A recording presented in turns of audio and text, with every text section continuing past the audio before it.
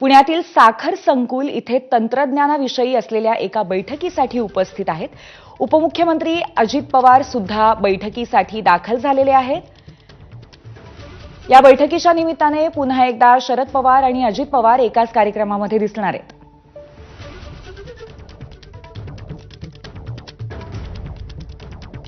निवडणुका झाल्यानंतर काही असे प्रसंग होते जिथे शरद पवार आणि त्याचबरोबर अजित पवार एकत्र आलेले होते आणि त्यानंतर आज पुन्हा एकदा एकाच कार्यक्रमामध्ये एकाच बैठकीमध्ये अजित पवार आणि शरद पवार एकत्र दिसतील। नक्की या संदर्भामध्ये आपण अपडेट घेणार आहोत। आपले प्रतिनिधी मंदार गोंजारी आपल्याला या संदर्भात अपडेट देतील। मंदार, यापूर्वी नुकतंच कौटुंबिक कार्यक्रमाच्या निमित्ताने हे दोघं जण एकत्र होते, त्यानंतर काही जाहीर कार्यक्रमातही एकत्र होते। आज पुन्हा एकदा पुण्याच्या साखर संकुलामध्ये बैठकीसाठी एकत्र असणार आहेत। नक्की कार्यक्रम काय आहे आणि यामध्ये कुठल्या बाबींवरती चर्चा होण्याची शक्यता आहे? गेल्या काही दिवसांपासून आपण पाहतो आहोत बदललेलं राजकारण।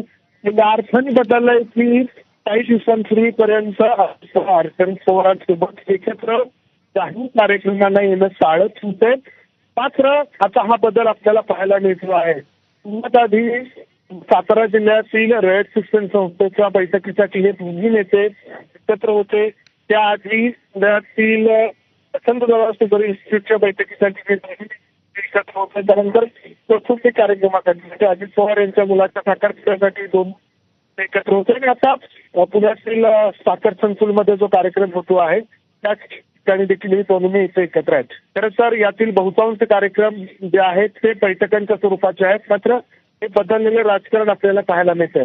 आज आता ही जी बैठक होते आहे साखर संकुलमध्ये की क्षेत्रामध्ये AI तंत्रज्ञानाचा, आर्टिफिशियल इंटेलिजन्सचा वापर कसा करता येईल यासाठी ही बैठक आहे। याला शरद पवार आहेत, अजित पवार आहेत आणि कृषी मंत्री माणिकराव कोकाटे हे देखील आहेत। धन्यवाद मंदार, आपण दिलेल्या या माहितीबद्दल। आणखीन एक महत्त्वाची बातमी बघूयात। विरोधी पक्षनेते राहुल गांधींनी अमेरिकेतल्या ब्राउन विद्यापीठामध्ये महाराष्ट्र निवडणुकीचा मुद्दा उपस्थित केला।